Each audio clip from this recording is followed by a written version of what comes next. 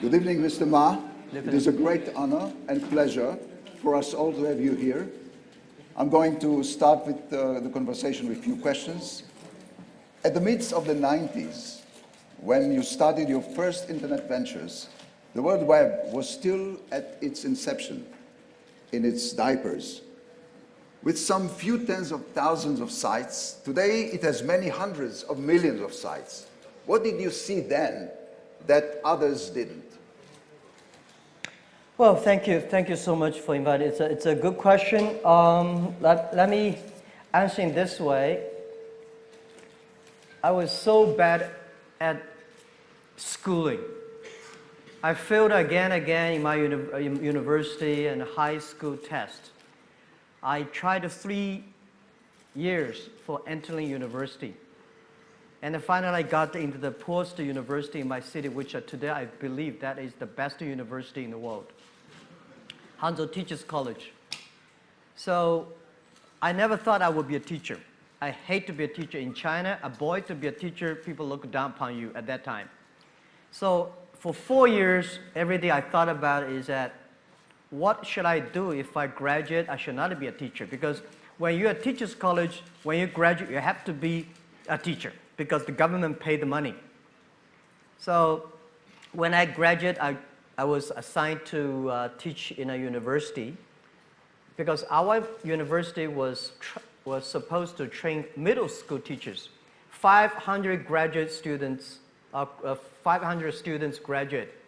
Only one of them can be assigned to the university. 499 went to go to the middle school. So I was the only one chosen to teach in the university. My president, he saw me at the gate and he said, "Jack, I know you will leave, but promise me in 5 years, teach in that university. Don't leave, just stay there." So I said, "Okay, President, I promise." When I joined that university, I did not know my pay was so bad. Less than $10 a month. And because I graduated from a very poor university, the other teachers, they all from Tsinghua, Beida, so I was looked down upon. But I promised for 5 years. So for 5 years, I've been teaching, I worked hard, and then I was elected by students the best teacher of the university.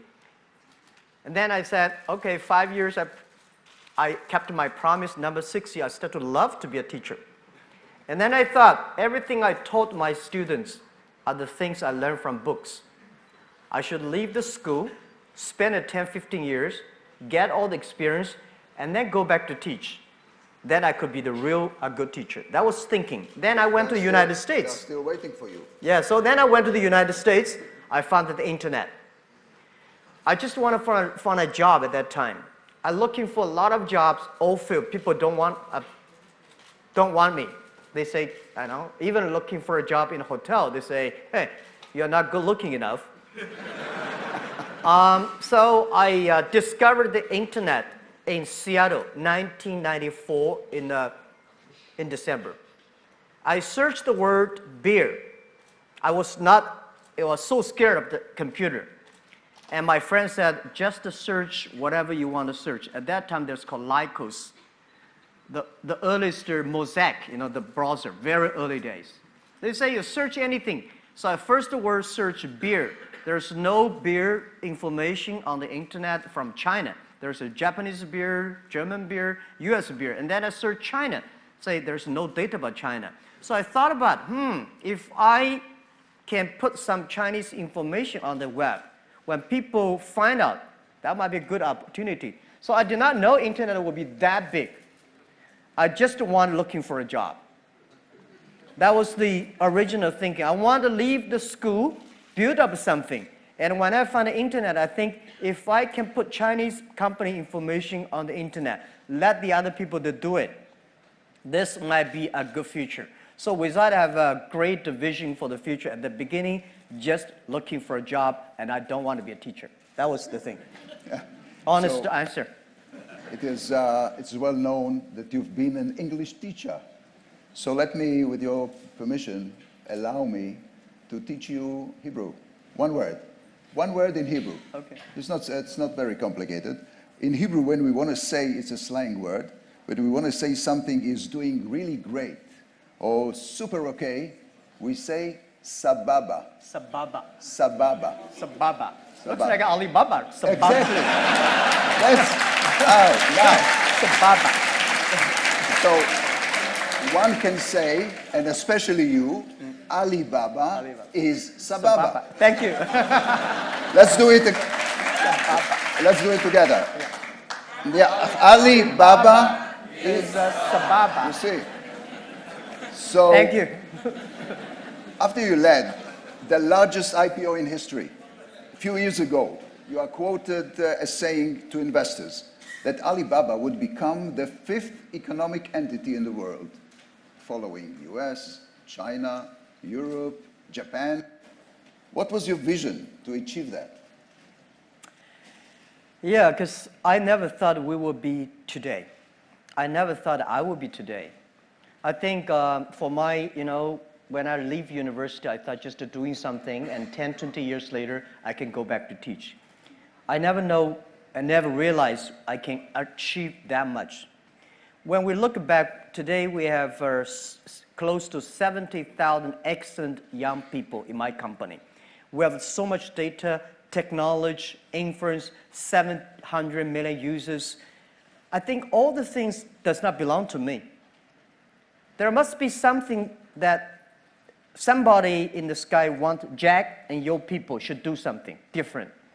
That was the thinking in the past 10 years always. But when our company went IPO, today we're like a $400 billion market cap.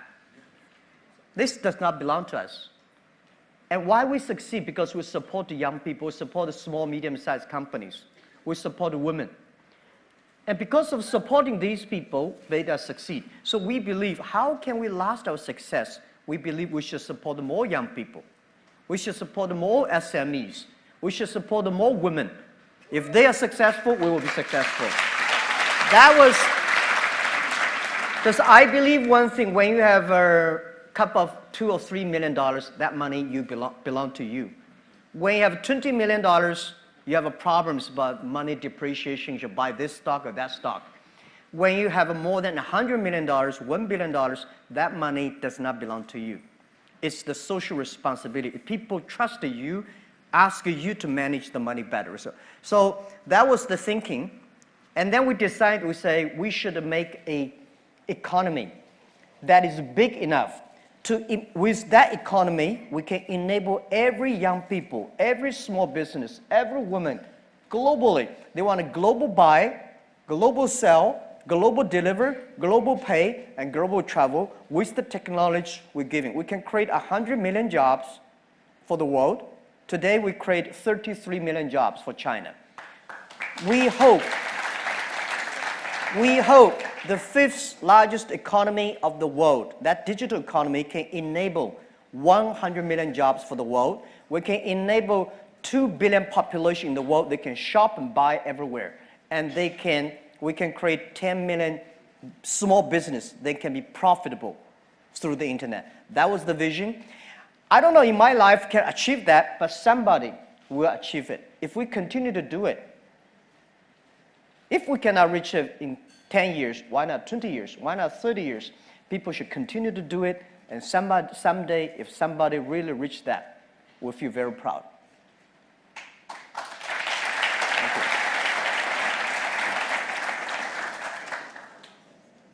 Shall I pour you? No, thank you. There's tea. By the way, there's the tea you like is here on the table. That's a good question. We are in Israel, the startup nation, and in Tel Aviv, ranked as the world's 5th most innovative city. You have encountered Israeli investors. Okay, it's a short visit. You've met a lot of startupists. You met business people. Could you relate to the Israeli business spirit or our position in the global tech arena? You mean our position in the global tech arena? You know what? I will do it easier. Oh, yeah. Do you have any plans of a flag of Alibaba in Israel, in Tel Aviv? Absolutely. we've been thinking internally, we discussed a lot about where in this world Alibaba should have our base labs that should have our people that working together to reach, because the fifth largest economy does not belong to us, does not belong to Jack Ma and Ali. It belongs to the generation of this generation, belong to the world, belong to all the young people believe in the future, belong to the people who believe the technology can enable people. So one of the three countries we talk about is Israel.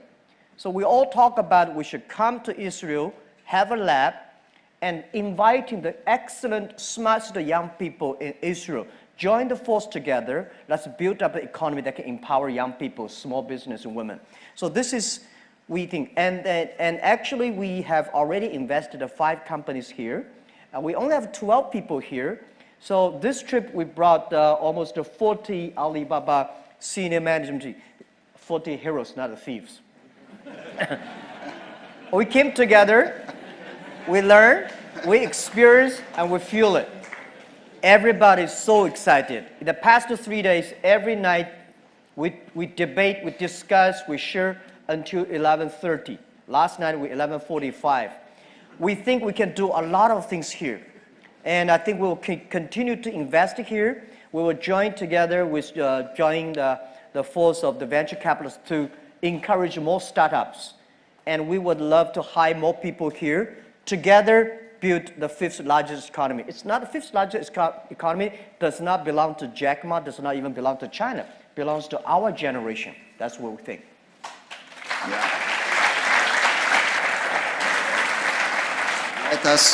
Let us take some questions from the students. Let's start with Ms. Fayrouz Rizkallah. She is from Israel, student of Eastern Asian Studies, Faculty of Humanities. Fayrouz, please.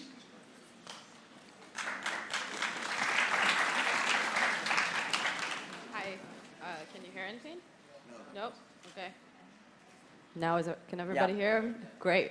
I'm very honored to be here and to be the first person to ask a question. As said, I am a student of East Asia Studies in Chinese and also Business Management here in Tel Aviv University.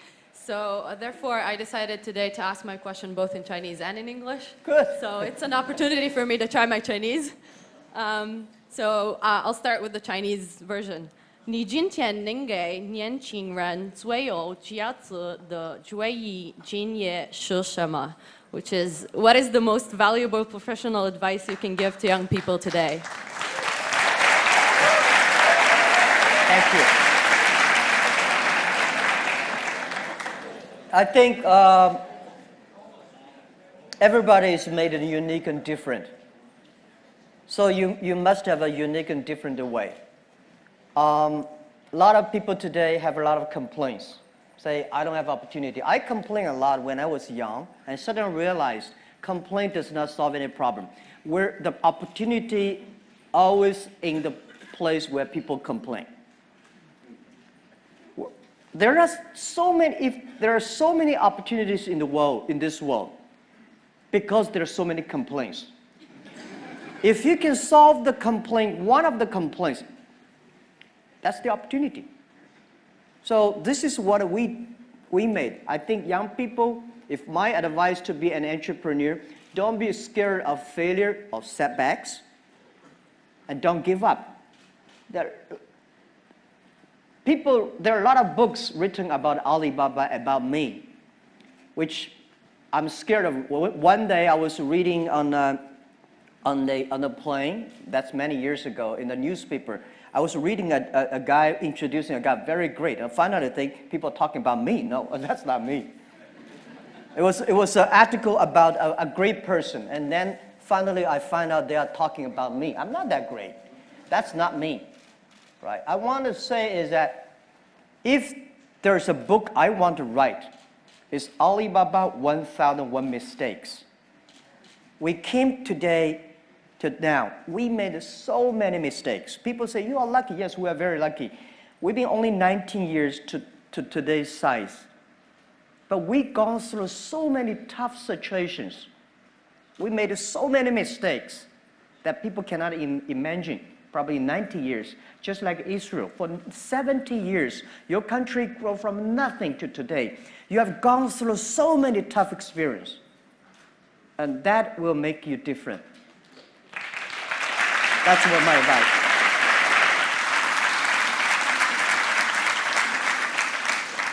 Next student is Miss Chen. She's a student from China, studying here in Tel Aviv University, MA in archaeology. By the way, your Chinese is very good. Yes. Yeah. Miss Chen, please. Good evening, Mr. Man. It's a great honor to have you here. And you know, Taobao means a lot for Chinese overseas students, especially in Israel.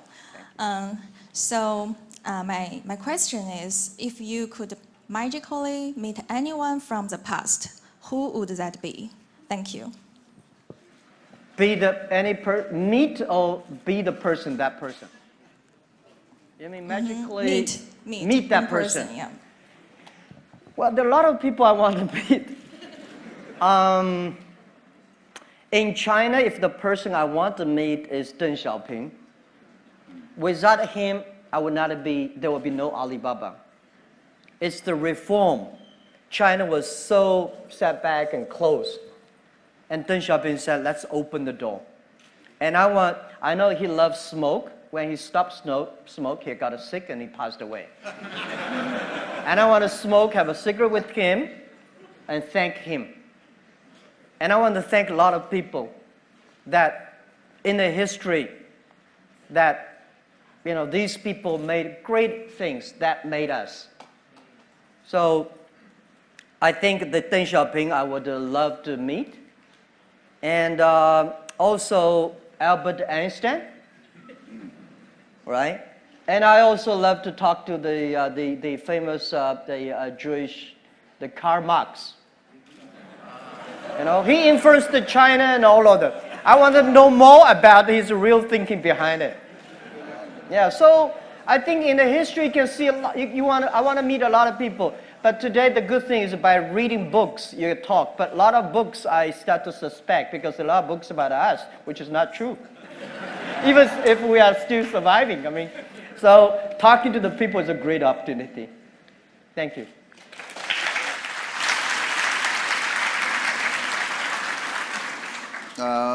Next student is Miss Whitney Stewart. She's from the University of Pennsylvania. She's studying Tel Aviv University at a study abroad program, which they come for a few months to study here, one semester. So Whitney Stewart, please. Hi, Mr. Ma. Thank you so much for being here with us today. It's an incredible honor. I would like to ask if you hire based on a specific educational background. Thank you. No. Absolutely not. Because if we hire based on the education background, Jack Ma can never be accepted by Alibaba.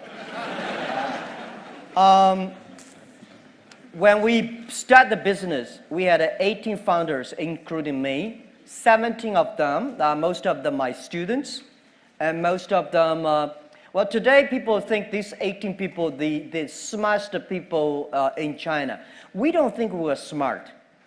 Honestly, we all graduate from the very poor schools. The only thing we did was that we're very united. We all believe the future. We are all optimistic. And we learn through mistakes. We never give up. When Alibaba first IPO'd in 2007 in Hong Kong, we had close to 500 millionaires. We made 500 millionaires, and I had a talk with people in the room. I say, hey, everybody, now we are very successful. We are all millionaires. Do you think we are smarter than the others? People say, no. Do you think we work harder than the others? No. The early days, because we had a strange name, Alibaba, people say, what a company. A lot of people think it's a company of telling lies. We cannot even hire people. We say, if the people who is not that much disabled, we all hire them. Because nobody wants to join us. And but we've gone through it. So I asked those 500 millionaires, there's one thing. Those people who think they're smart, after half year, they all gone. They start to build up their own. They don't believe our model. They don't believe by helping others, by helping small business, you can make money. Because 20 years ago, only by helping big companies, you can make money. By helping small companies, you don't have a chance. So smart people left us.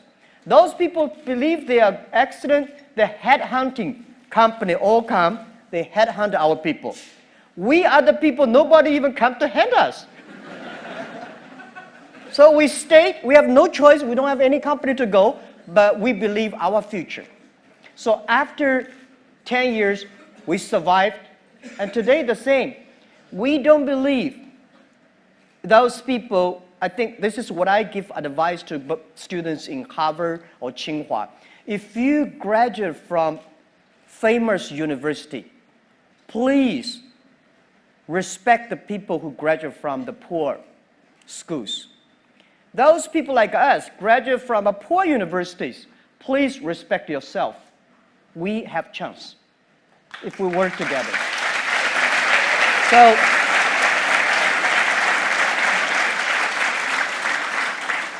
of course, we would love to have great students from Tel Aviv, from Tsinghua, or Harvard.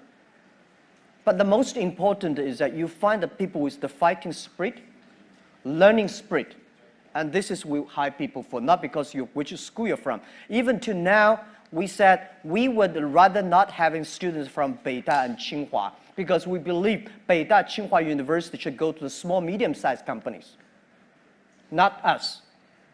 Because we are helping small, medium-sized companies. If we take all the talents away, because today we have a lot of cash, we can giving high pay to get the best students from university. If the society is poor, no matter how strong you are, your company will be poor. So this is what we believe. They should go to SMEs, empower SMEs, and then we help together. That's what we believe.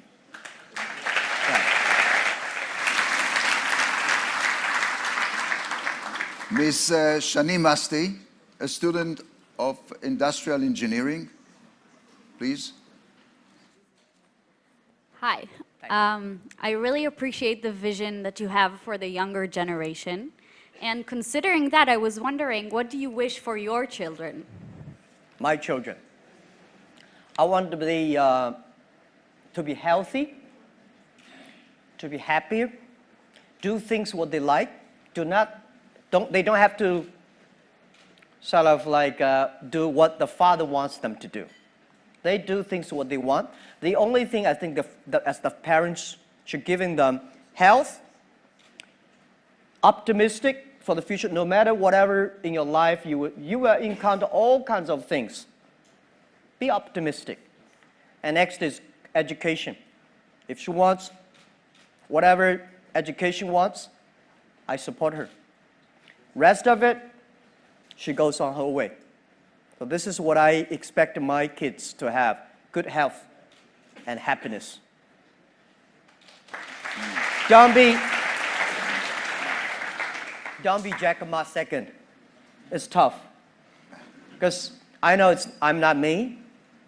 I don't want my kids, unless they want to, right? I think I would tell them, it's very lonely. You have to have a strong will. Normally, if you want to be leaders means loneliness. Leaders means responsibility. If you're responsible for one person, you are yourself. If you are responsible 8 million people, you are Prime Minister of Israel. If you are responsible for 1.4 billion people, you are President Xi Jinping. So it's about responsibility. Not everybody would love to do that. And it's okay. But this is what I give my children. I want them to be happy and healthy.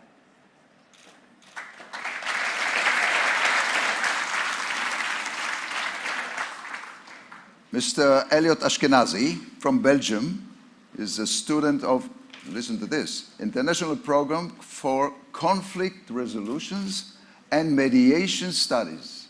Mediation Studies of Social Sciences. Shalom, Mr. Ma. So I try, to teach you a second word in Hebrew now. So my question is like this. With all, the due respect I have for you, you have been rejected from Harvard 10 times. And you've proven that you don't necessarily need degrees from this, so-called famous university to succeed in life. So my question is, do you think that the entire educational system should be updated? Thank you very much. Absolutely. Absolutely. The education system needs to be upgraded. This is something that I worry about, and this is something that I'm going all around the world telling the government officers that my worry. People worry about high technology, but young people don't worry about it. I feel very few young people worry about the future. Only senior people worry about one day when Alibaba used to be on PC, and then suddenly we moved to the mobile phone. A lot of people complain, mobile phone too small, how can you do shopping on such a mobile phone screen? And later we realized because our eyes are shut, so getting old. Young people never think it's small. They think it's big enough. Next 30 years, the artificial intelligence, the robots, all the high tech will replace a lot of jobs. This is for sure. When human beings invented computers, human beings should know that computer will be much smarter than human beings. They remember, they calculate faster, and they never get upset. They always keep on doing things. But don't worry about it. Machine can never win human beings. Machine can do only things machine can do better. Human beings have hearts. Machine only have chips. So what worry me about is the way all the things we teach our kids today, how to remember more things, calculate faster, all these things, machine will do better. Next 30 years, what are the things we should teach our kids that they will be different, they can do better, they can do the things the machine cannot do? This is I discussed with the president, they all agree. I think we should teach our kids how to be more innovative, how to be more creative, and how to be more constructive. Human side is more important than the knowledge. I think the past 200 years, human being made a huge progress because of the knowledge-driven based education. I think next century we should focus more on wisdom-based, or the human-based. So this is, I think, next 30 years, please pay special attention to the education system reform that our kids will never get disappointed because of the machine take a lot of jobs. There are a lot of jobs waiting for human beings. And next thing is I want to say is that pay attention to these companies who have less than 30 employees. Please pay special attention to the young people who are below 30 years old, because this is the generation who were born internet. They will change the world. So education is the key.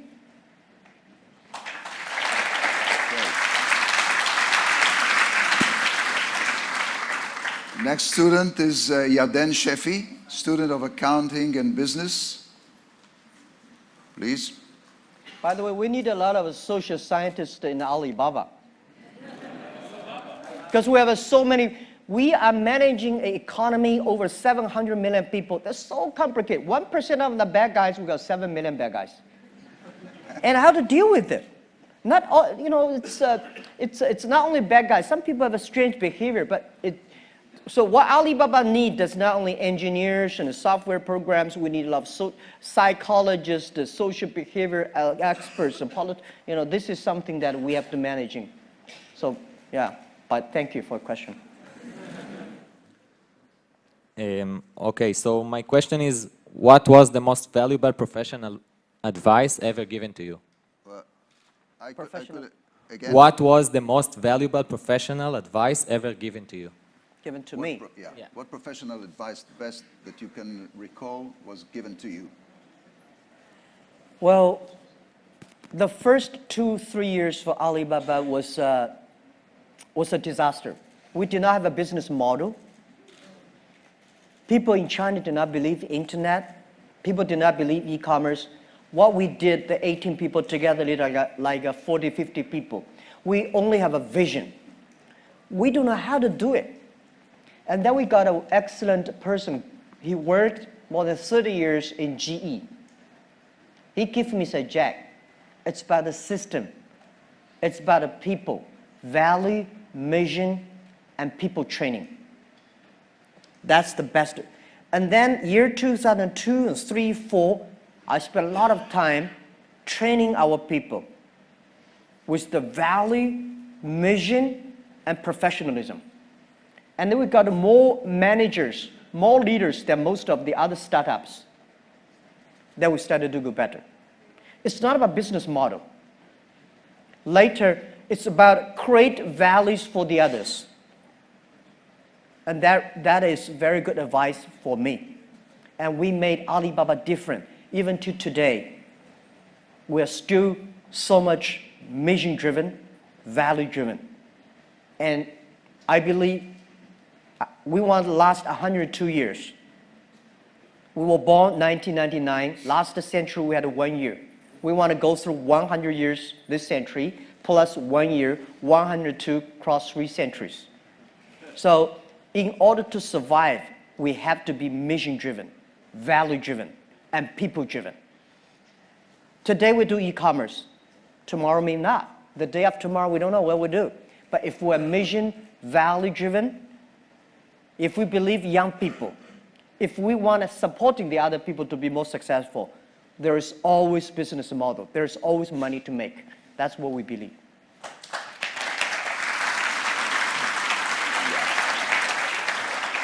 Next student is Mr. Mauricio Figueroa from Mexico. He studies laws. You still need lawyers in Alibaba? Yeah, we Lawyers? need a law. Yeah. We need a law, but not necessarily lawyers. Sorry about that. Okay, he studies Master of Law at the Faculty of Law. Please.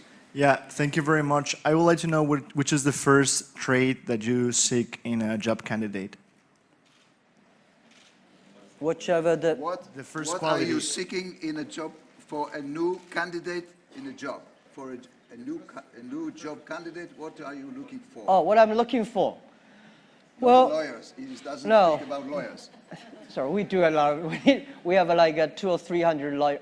When Alibaba was in my apartment, I never thought a company need a lawyer. I never thought Alibaba in the future will have like more than 3 lawyers. Today we probably have 300 lawyers. Well, we need a lot of jobs because today we are handling 700 million users. I think we are going to handling 2 billion people. There are so many things that we have never seen, never imagined before. There's a lot of jobs like data, cloud computing, AI, we call Alibaba Intelligence. And there are so many things, the machine learning, that we don't know. And I don't think today there is expert of these things. Don't tell me somebody is the expert of e-commerce. Don't tell me somebody is the expert of internet. I tell you a story. 1996, I was invited to join a meeting in Beijing about internet. At that time, China was not even connected to the internet yet. So I went there, there's about 12 people in a room. They call themselves internet expert. I say, what? We got an internet expert. So they have a lot of worries. Oh, they worry this, worry that, and China should control internet, this. So after 20 years, I found all the things they worried never come out. All the things they did not worry, all come out. There are a lot of experts of yesterday. There's no expert of future. The thing we do is we learn. So that's why you said, what kind of job we need, what kind of candidates we're looking for. We're looking for every kinds of jobs. But the thing is that we hire you not because you are qualified.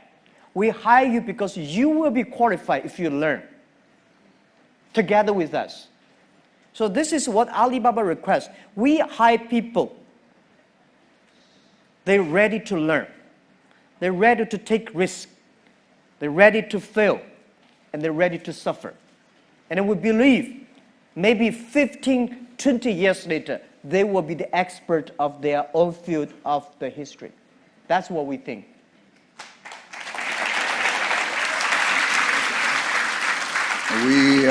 We're going to conclude the session, so let me ask you, before we conclude, a personal question. You being at the helm of a mega company is always stressful. We know that you sing, we know that you dance, we know that you're an expert and movie star in martial arts. That's all we know. But what do we don't know that you do only for yourself? To relax, to wind up? Tell us something that we don't know. Of course, there are a lot of things you don't know, and And we won't know. Okay. Yeah, you say I sing. I sing very good in my bathroom. But when I sing in the public, always feel. I feel the 3 times. In front of my colleagues, first time I feel 30,000 colleagues in the big auditorium. I thought I can sing well in my bathroom, so I started to sing there. Filled. And I love to paint. Oh, that's new. Yeah, I love to paint, but I'm not traditional painting. I think if Picasso can do it that way, why should I cannot do it that way? But I painted, and I got criticized by a lot of artists in China. They say, you are destroying our art. There are 3 Jack Ma's, I think. The first Jack Ma is people's imagination. You think he's great, he's bad. I think Jack Ma is not great, he's not bad, he's not smart, he's a normal. The day when I told my 17 founders in my apartment, I say, if Jack Ma and his team can be successful, 70 or 80% of young people in China can be successful. We're not smart, we don't have money. We don't have technology. We don't have anything. The only thing is that we work together for future.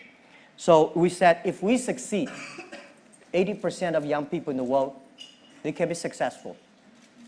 That was who we are. So people think, Jack, this is that your imagination. That is not me. So when I look at people say, hey, Jack Ma, people criticize him. I'm happy. People criticize. That's not me.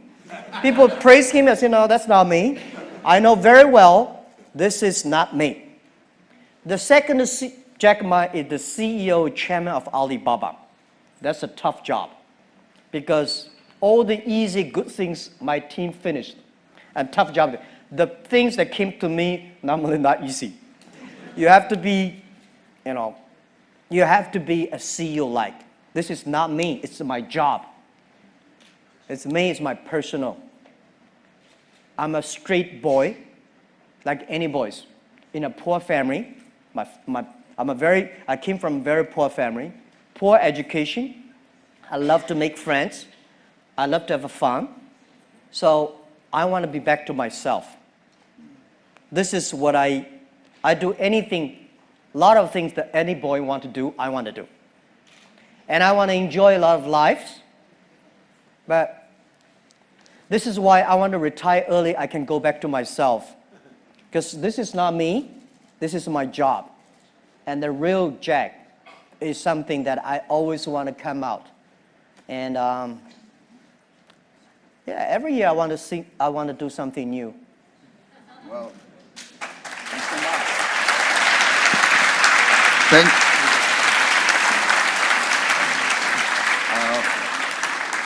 I would like to thank Professor Frankel, Professor Klafter, Mr. Ma. It was inspiring and frank, I must tell you.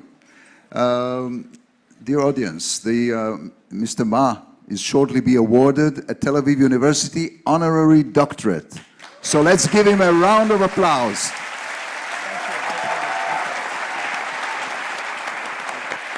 Thank you so much. Thank you.